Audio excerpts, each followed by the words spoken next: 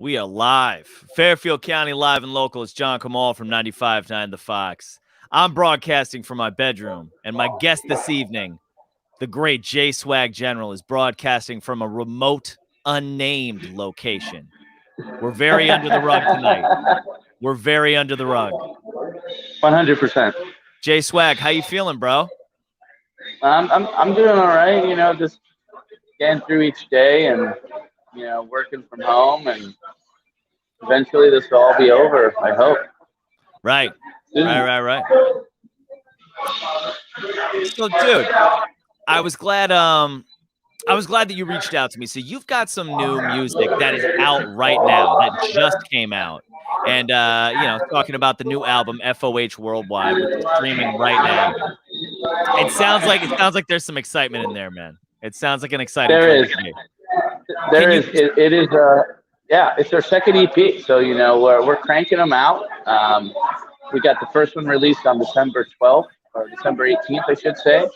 The second one released on February 12th. Dig, dude. So start me at the very beginning. How did you get into hip hop? Take me to the beginning of your career. Well, I'd say I started playing the cello when I was younger, and just playing things by ear. Just having a real love for music, and then I found the ability to rhyme came easy to me. Just doing that, and I wasn't the coolest kid growing up. Imagine that. I know. What a concept. I'm grown up now, and I'm not the coolest kid either, so that's okay. Well, I don't even know how to respond. I'm sorry then. But so I just started coming up with rhymes, and like the cool girls in high school would steal my AIM profile, like little rhymes that I had, and I knew I was on to something. What was your AIM? What was your go-to away message on AIM? Oh well, I don't even know. It's just like I'm not here. But my rhymes that were in my profile, like I'd say, like, because of this, I can't tell who you are, and in my heart you left a scar or something. And I'm like, not that I remember why I wrote that, but nonetheless, it was there. And some girl stole it, and I'm like, yeah, Well, my last name is Shake, and I enjoy beer here and there, so Shakespeare. Shakespeare. Wow. I like that. That just happened. That just happened. How in the so many years that I've known you have I never heard you drop that particular nugget of gold right there? Well, the mine is very, it's full of gold. So it takes a while to get to eventually what will be the diamonds in the rough. Well, we're digging, man. We're digging. How old were you when you first tried to write a song? I was about 20, 21 when I first started really making, attempting to write like a structured song. And my first ever recording was like a remake of some song named "Fitted Hat Low" by Papoose, and I made it with my friend who at the time was like, I don't know, 15, and we sounded awful. The audio quality, the recording, the levels were terrible. I mean, it was awful. That's the beauty of that first recording, though, right? Yeah, absolutely. I made a song. I mentioned like Forrest Gump or something. I don't even know, but that was the beginning, and I've written quite a number of songs, both ones I can release on the stores, all the Spotify Pandoras and whatnot, and then. Right. I used to have quite a lot on SoundCloud, and people ask me, "Hey, you a SoundCloud rapper?" I'm like, "Nah, bro, not anymore." Not anymore, man. That was my old life. No, yeah, no. I've just been grinding it out, trying to get the next accomplishment done. Right. So tell me how you developed Swagg General, right? Because as you said before, your last name is Shake. John Shake is how I first knew you. Yeah, back in the educational days of public schooling. Right, exactly. How did Swagg General come to be? Where did this persona come from?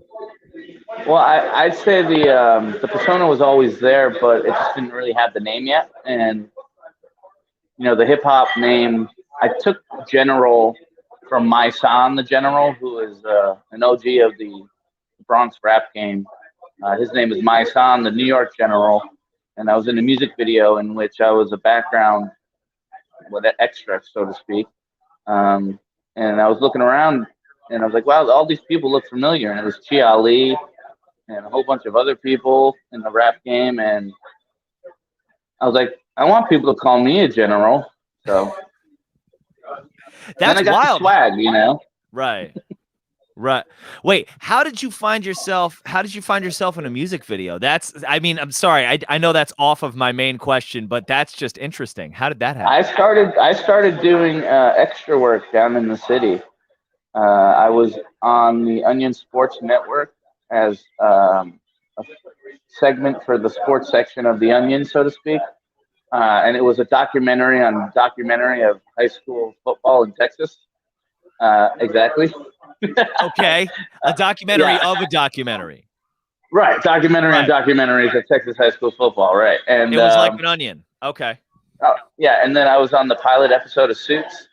I sat right in front of the No way. the main actor when he's taking the test in the beginning. Yeah. Get So like I love doing that stuff. I love the creative aspect. I wasn't expecting to be a star immediately, not that I am now, but I'm certainly further along the way than when I started. So you're a born performer, which is actually a great segue back to my original question. I was in Sports Illustrated. Were you really? Not the swimsuit edition. Right? Yeah, okay. All right, we both made the same joke. Yeah, don't get too excited. Oh man. So where does J Swagg General and John Shake begin? Are they two separate people? Is this something that you put on, or is this just coming directly from you? It's coming directly from me. I mean, I could say the joke about, the Valentine's Day joke of roses are red, violets are blue, I'm a schizophrenic, and so am I. But I don't think that really applies to me. It's a good one. It's a good one. I haven't heard that one, but okay. All right. At the end of the day, people always wanted to count me out for whether it was athletics or really anything. And I was like, nah, I'm going to crush it. Not only am I don't do things to get by. I've never been complacent with really anything. I'm here to crush it and be the best. And if I'm not the best, I'm going to study from the best and kind of borrow their techniques. So with regards to rap, I just love the ability to express myself and say, like, you can't tell me what to do, and I'm going to destroy you with my lyrics. Right. So I'm not a gangster rapper. I mean, that's pretty evident. I'm from the suburbs of Fairfield, Connecticut originally. Well, that was what I wanted to talk about. Source material wise, you've never been one to try to put on a front. You've never been one to try to, because listen, you hear a lot of I've met a lot of rappers from Fairfield County dudes, who come from nice neighborhoods, trying to talk about some tough stuff. And sometimes it can get a little bit silly. You've never tried to do that. Talk about what I can't. What am I going to do? Right. Well, how do you write songs? What do you write songs about? Talk me through the songwriting process. Well, I mean, most recently, let's say with the FOH, which is the trio that I'm in, I've been very fortunate enough to stumble upon MC Bias, who is a Black Rock resident, and he is extremely well connected, and rightfully so, for the respect that he is a great individual, and then he's very talented. And so he helps me with regards to coming up with the hook, and then you just go with it, and you just think of cool things to say in the sense of concepts. And once you get the concept down, you can worry about which words are going to rhyme with which words, and maybe you have double rhymes and all that. But really, it's about getting the content, the general theme of the song. And then once you start with that, it's reverse engineering, essentially. I love the reverse engineering idea. Yeah, no, I mean that makes sense. So I've been listening to your stuff for years now. I mean, we've performed together. We've like Wetsuit. I was gonna say wetsuit. So Oh, what a great track. you mentioned concept. Talk for people who aren't familiar about your material. Talk about some of the concepts that you've written songs about. Take me through like a greatest hits. Well, number one greatest hit that I can't even sell because I used the beat from Drinking Two Step would be Wetsuit. And my brother and his friends were into outdoorsy hunting and fishing and spearfishing specifically. So I was out at SBC years ago, back when that karaoke night was the bee's knees and the place to go. Dude, it was so And awesome. That's it a was blast so from the fun. past. That's Oh my such a God, blast yeah. from the past. I'm sorry, continue. I And love that karaoke my night. my brother's friend Carrie was like, "Hey, can you make a song about spearfishing?" And literally within 2 seconds, I already knew what beat I would have to use, and I would have the hook in my head because I'm such a jackwagon for keeping it family friendly. If you know what I'm saying. I'm the Yeah. class clown that never actually was known to be the class clown because I never opened my mouth. Right. I didn't talk in school a lot. But I came up with the song, and it's about like I don't have a bulletproof vest. I don't need that. I got a wetsuit. I'm going spearfishing. So, I mean, that's the satirical, I guess. I don't want to call it satirical genius, but the satirical kind of process my brain works in. It was like it was maybe the better part of 10 years ago that you played that song with my band Mojo for the first time. And I've Yeah, it was great. never until today actually known what that was about. It's about spearfishing. Oh, 100%. But I would actually never go spearfishing. I would just sit on the beach and have a Corona in my hand and try not to get sunburned. I mean, that kind of sounds like what I would do as well. That makes Yeah, I'm not going 20 feet down to catch sea bass. My brother will do that, cook it, when he gets back and fillet it and make it taste good and Right. like, great job.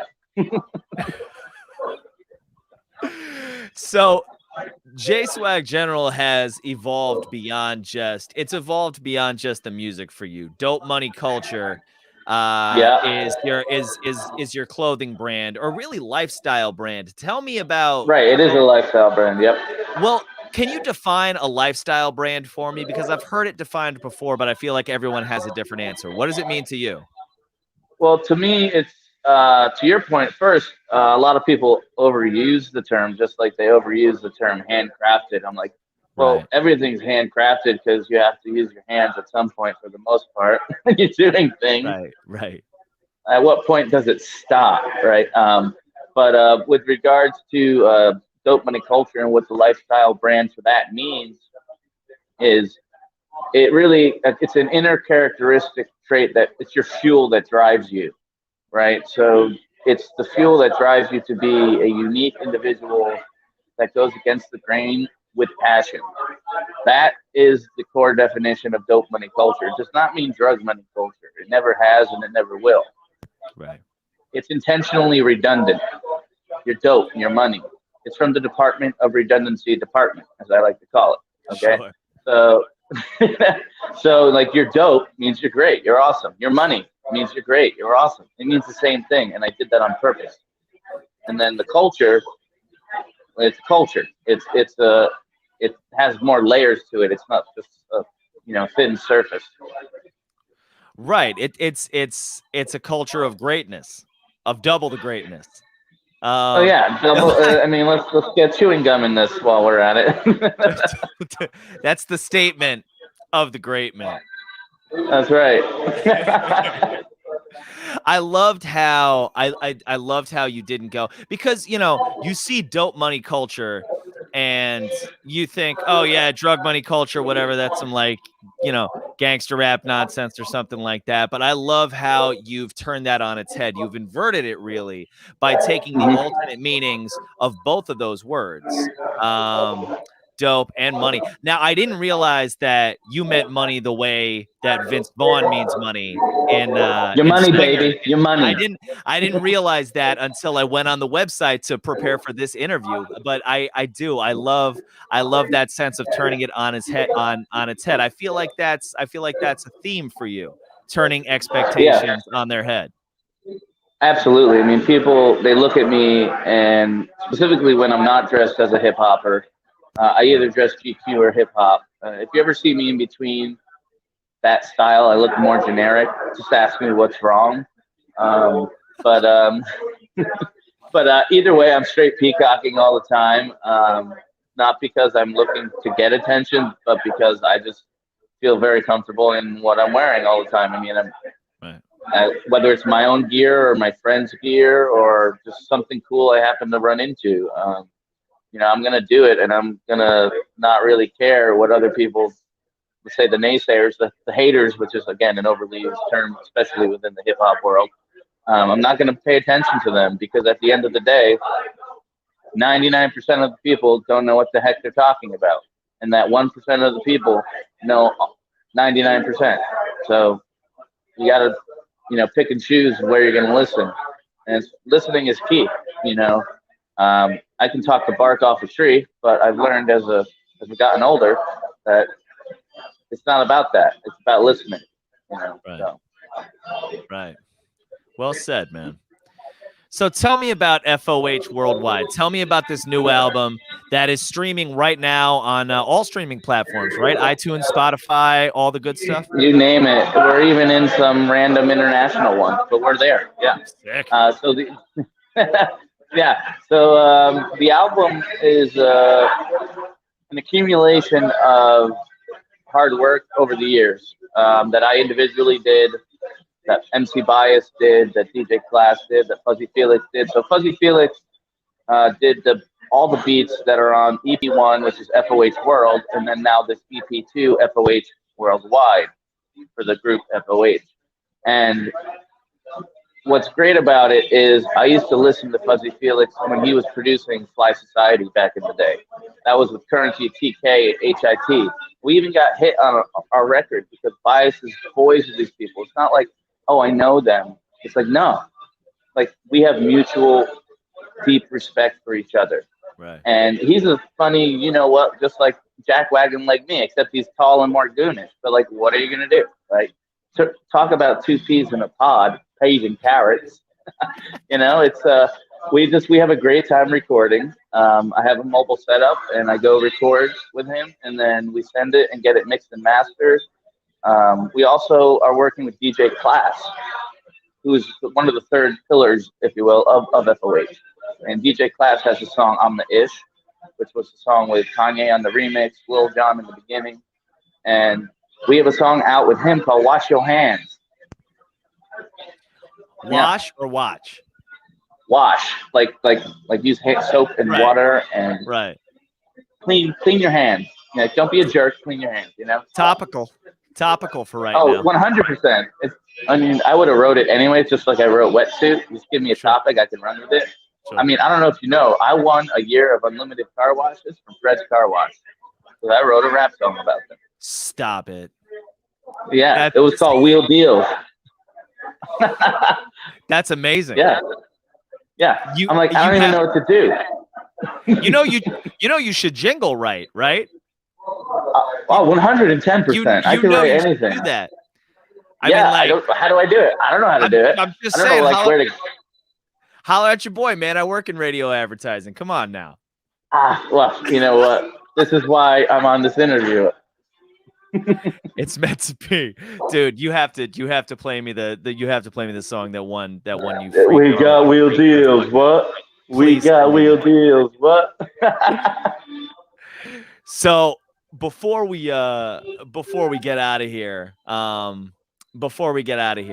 you mentioned earlier just some of your influences, some of the things that have inspired you. Give me your top 5 MCs of all time. I'm gonna go Eminem. I'm gonna go My Style in the General in my eyes, right? Because of how much he influenced me. Sure. I'm gonna go Meek Mill. I'm gonna go Tupac. This is not in any order, by the way. To me, if you make the group, you're in that group, and that's it. You know. And then, did it say Biggie Smalls yet? No, that's your 5. Boom. I mean, Biggie Smalls is that's how I got my stage presence. Was because I was trying to sound like Biggie Smalls at SBC doing Juicy. I was Obviously, I didn't sound like him, obviously, but nonetheless, that gave me the ability to find my sound. You know. That's so. I gotta tell you, when I used to see you doing Big Papa at SBC, I was like, in my head, I was like, oh, I mean, this guy's clearly been doing this for a long time. You're telling me that was like the genesis? That was how like it really all got started? Yeah, no, that was literally the beginning. First time I ever did karaoke there, I was quaking in my boots. No pun intended with my last name being Shake. Oh. Oh, yeah, that just happened. What's up? I don't know why. Matzo balls. I don't know why, but that makes me so happy that I actually got to watch the inception of Swagg General. Oh, 100%. I'm so glad that you were there, and I was completely unaware that you were there at that particular time. No, it was because me and Caulfield went to we were in your brother's year, so that was, I think. Yeah, no, I know. Yeah. I didn't really know him that well, but Caulfield did. So we got a I know him a little bit, you know. This is inside baseball that we're talking about. Nobody cares about any of this. I'm just inside baseball. We got the trade talk going on. We got the general managers ready to deal.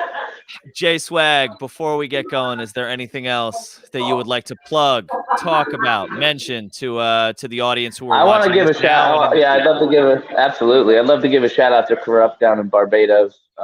Thank you so much for doing phenomenal work with the mixdown and mastering of the tracks. Absolutely phenomenal. I sound great already. I sound even better with his work. Oh my God. I even got auto-tune. I mean, what's better than that? You know, I don't even like auto-tune that much. If you use it right, it'll work. And then I got a shout out to my mom for putting up with my rambunctious lifestyle, being a white, redheaded, Irish, Jewish, Israeli rapper with a degree in finance who was captain of the high school golf team. You know, shalom. Yeah. And my dad, hope your teeth get better. He went to the dentist today. He told me to mention that on the radio, so I feel like I should. Yeah. All right. That's all I got. This Sunday at 9 p.m., make sure you tune in to Fairfield County Live and Local. It's an hour of local music every Sunday night on 95.9 The Fox. We're going to start the hour with 3 songs from Swagg General. DopeMoneyCulture.com. Check it out. It's a lifestyle brand. And the new album, of course, FOH Worldwide. It's streaming right now. Swagg, dude. Great to talk to you, man. Mazel. Great to talk to you too, John.